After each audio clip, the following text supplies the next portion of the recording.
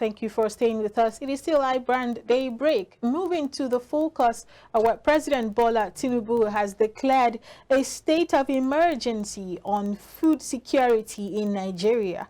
The president directed that all matters pertaining to food and water availability and affordability as essential livelihood items be included within the purview of the National Security Council.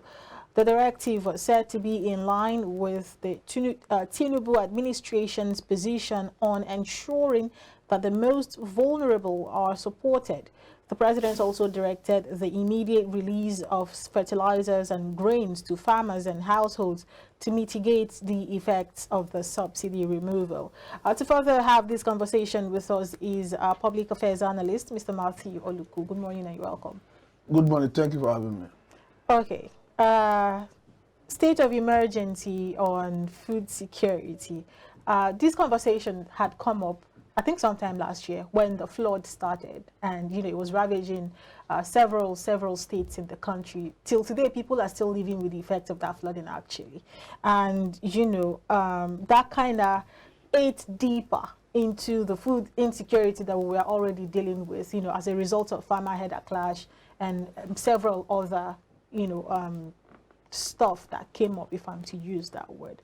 Now it's coming up again, and it's looking like the federal government, via the president, has a lot of plans towards food security. But now he started with declaring a state of emergency. That means we are already tight-necked around it. How do you react to that? First of all, to start with, I think the president made it clear that the availability is not a challenge. Affordability is a challenge. And again, I think it's a good thing we should produce. There's no argument about that. But I think we needed to address the issue that has to do with security holistically. Because it doesn't matter your plan on how to produce. Without security, you can virtually produce nothing. Then again, looking at the government intention to produce, I think it's a good one. But if you are looking at it, if you just oppose it with government policy and subsidy removal, I think the government should have allowed time before some of the policies they rolled out. Because one, you are looking at food inflation. You are looking at what is the likely cost. You have a government that just came in and floated Naira, and that has seen Naira crashing heavily against dollar. As we speak, you would have waited for us to start producing to the point where we have enough to export, to attract foreign earning before floating the Naira. Because what we are likely going to see in the nearest future is we are going to see spike in increase in any product in Nigeria that depend on imported raw material. As we speak currently, Bakers Association of Nigeria have said that they are going to increase their product by 15%. And this is not far-fetched, because the floating of Naira have caused inflation to increase up to 22.7%. And that is automatically affecting their own impacting on their products. So for me, I think the government, in as much as it's good to produce, in fact, that's the way to go. In fact, diversifying the economy into agriculture is the way to go. But before you do that, there are some fundamentals. We needed not to float the Naira at that official window. We needed to peg it until we start producing and have what it takes to attract foreign earning through other means other than oil and gas.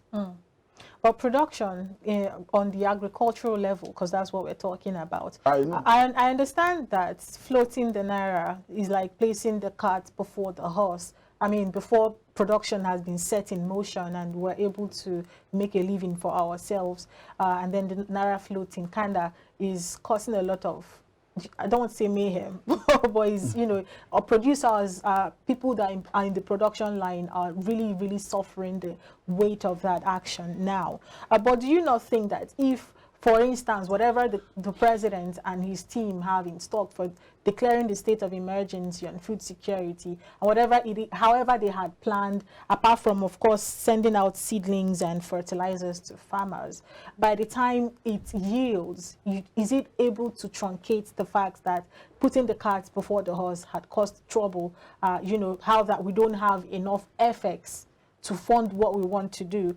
Do you see at any point, you know, a turnaround, and how that these action of the president can bring a turnaround and kind of stabilize the economy? First of all, what we are seeing is government in policy-induced crisis. Because just like I started, I said the government itself alluded to the fact that the problem is not availability but affordability. That is why when you remove fuel subsidy, you needed to deal with the challenges that come with it first, before other policies that is harsh.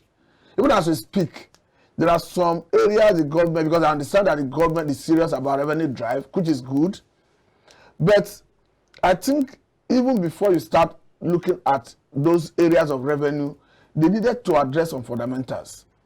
Let me tell you that as we speak, federal government already declared interest to start collecting tax from market women through Federal Revenue Service, because Federal Revenue Service said they are going to synergize and collaborate with Market Traders Association to do that. I've equally read about federal government's intention to start metering borehole. So what I'm trying to say is, create an enabling environment for businesses to flourish, encourage people to go back to farm, give people subvention to farm. By the time you now start seeing the product, you can now start taxing. Not that you have not made any intervention in terms of aiding production.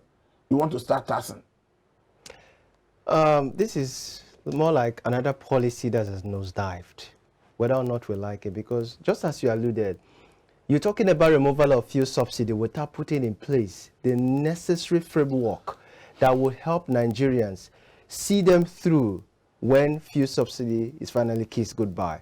There's no infrastructure in terms of public transportation, at least an alternative means of public transportation, if not depending on fuel. Now you've removed fuel, then it means that every other thing that moves around fuel will be affected, commodities and whatever you can call.